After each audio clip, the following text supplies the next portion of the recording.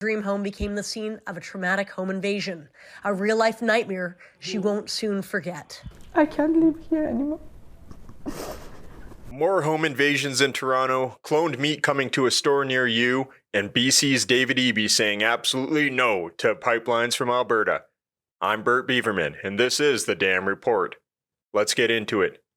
So these home invasions seem to be becoming a daily occurrence in the GTA. It's almost like Toronto is its own Grand Theft Auto server.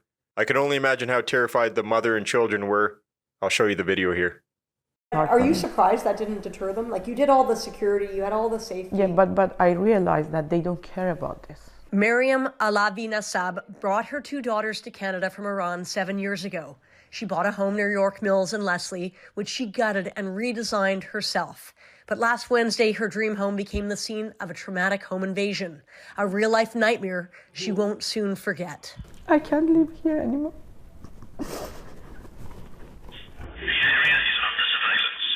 It was 3:40 a.m. when four masked suspects got in through her back patio doors. They went upstairs and into her 12-year-old daughter's bedroom, where Alavi-Nassab was asleep next to her child on a mattress on the floor. I remember that somebody, put the gun on my neck and asked me, where is the safe? Two men came to my daughter's room. It was the scariest moment. Where is it? Alavi-Nassab says given English is not her first language, she was confused. She eventually understood and told them there was no safe. But not believing her, they took her into her closet, which had already been ransacked. Then down to the main floor and to the garage, looking for a safe. The chaos all captured on video surveillance. But they couldn't believe me, and they keep hitting me with the gun and, hurt me and, asking me where is the safe. After 6 minutes inside, the intruders suddenly left, making off with handbags, jewelry, and money. They did not take their Range Rover, despite the fact Alavi-Nassab says she offered them the keys. She then learned her 18-year-old daughter, who had been pretending to sleep, had called 911 while the thieves were downstairs. She went to her bathroom and locked the door and called 911. But she said that she stays in the line nobody answered the phone. For how long? 4 to 5 minutes, or maybe 3 to 4 minutes. I don't remember exactly, but she was on hold. She was on hold. No one picked up the phone. Alavi-Nassab is also upset that no one from police has offered her family support, except for the day of the crime. I moved here for a better life, for a safe life, and I don't feel safe anymore. And I was thinking that maybe somebody calls me and asks me, do you need anything? Do you have any place to go? In a statement to Global News, Toronto police say the 911 caller was answered after being in the queue for exactly 2 minutes. Officers were immediately dispatched and arrived 5 minutes later. Police say victim services was offered, and investigators will be following up with the family to ensure they have the support they need. It used to be people came to Canada to feel safe, to get away from this kind of violence in their own country, and now it turns out Canada's more violent than where they came from, where they tried to escape. Sad. Something needs to be done. There's too many criminals running around. There's no consequences for their actions. 911 puts you on hold and you can't even protect yourself. What is Canada becoming? So here we are at a private event that was put on in Toronto by the Students Supporting Israel. It looks like it was an event by the University of Toronto student group. A pro-Palestinian mob breaks through the doors, attacking participants. I got to be careful what I show you here. YouTube and stuff.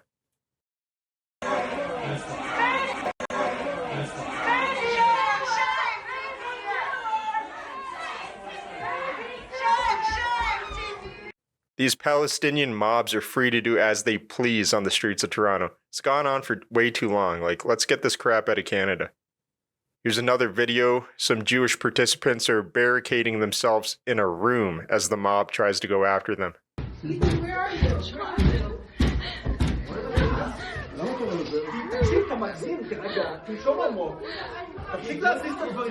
Barricade the door. I'm just gonna lock the door.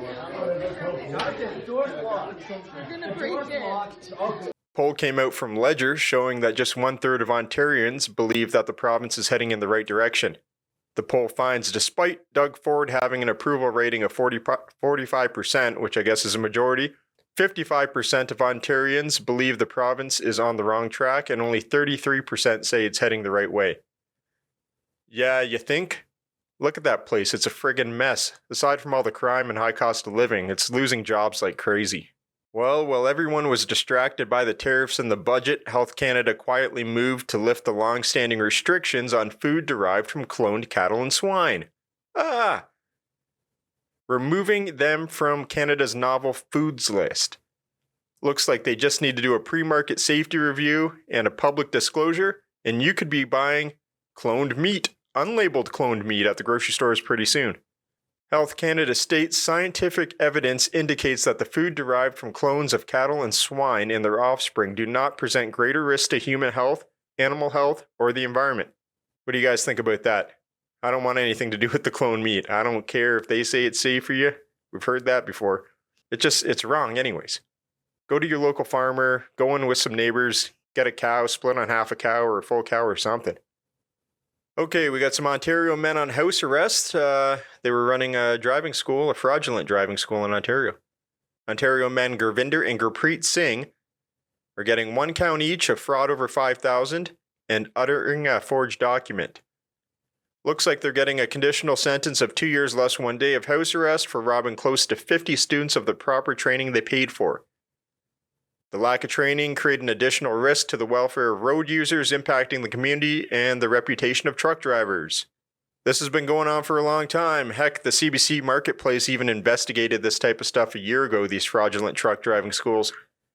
Immigrants are coming here, they're buying their truck driving license, and the schools are more than happy to sell it to them. That whole industry needs a rehaul. I don't know about you, but I don't think house arrest for putting all these people's lives in danger is punishment enough. How many more deaths do we need to see on the road from these truck drivers before the government cracks down? And I'll just leave this here.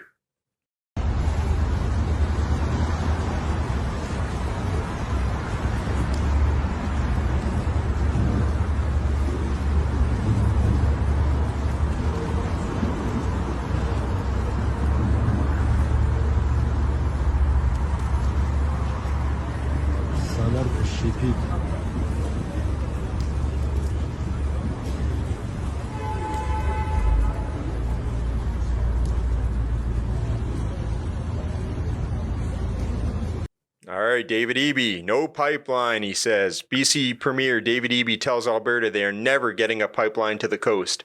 This guy's a real piece of work. Team Canada, elbows up, everyone. Let's take a look. I'll point out what is obvious to me and has yet to fully sink in for some individuals, which is that there is no pipeline project across the north. There is no route. There is no proponent. There is no financing, simply because the Premier of Alberta would like to get rid of the oil tanker ban on the North Coast does not mean that anybody wants to build this pipeline. It would cost $40 to $50 billion. It would require navigating a consensus at the provincial and coastal First Nations level that has a different approach to growing our economy by developing our coast. And so I'll be blunt, I don't see any prospect of a pipeline unless it is fully taxpayer funded and the federal government forces it through over provincial and Indigenous objections. So it's really difficult for me to shadow box with a non-existent project that has non-existent benefits because it will never be built and it's not going to happen. That's where we're operating. We're not operating in wedge politics world. We're operating in the real world here. I love Marty's post. I'd love to isolate BC from the rest of Canada. I'd also like to give every Canadian 2 weeks advance warning to prepare and turn off the gas and oil. We'd keep just enough flowing to make sure no one was harmed. Well said, brother. Calgary police have deployed officers across the downtown core focusing on high priority areas. They say public spaces are meant to be safe, respectful, and welcoming for everyone. And right now our community is telling us they don't feel safe in our public spaces. This year, Calgary is at a 6-year high for violence in the downtown area. Good on you, Calgary, for trying to do something. I wonder if these lunatics will come out and protest, saying this is like some kind of a Trump police state. Speaking of Trump, he posted that he ordered nuke tests to begin immediately. The United States of America has more nuclear weapons than any other country. This was accomplished, including a complete update and renovation of existing weapons during my first term in office, where I rebuilt the military. Because of the tremendous destructive power, I hated to do it having to do with nuclear weapons, but I really had no choice. Russia is second in line, and China is a distant third, but will be even within 5 years. Because of other countries' testing programs, I've instructed the Department of War to start testing our nuclear weapons on an equal basis. That process will begin immediately. Thank you for your attention to this matter. And of course, North Korea has to respond with their own nuke test. I mean, I believe they were already planning to do it. It's North Korea, right? They're always blasting stuff off over there.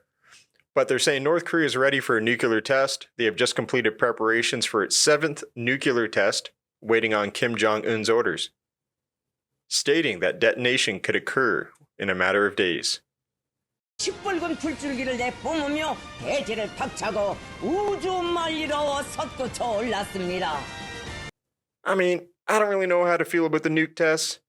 I don't think you should be doing them, but at the same time, it's kind of a national security issue. You should make sure your stuff works. Well, things are heating up, ladies and gentlemen. That's the news for now. Let me know what you think, and I'll see you in the next one.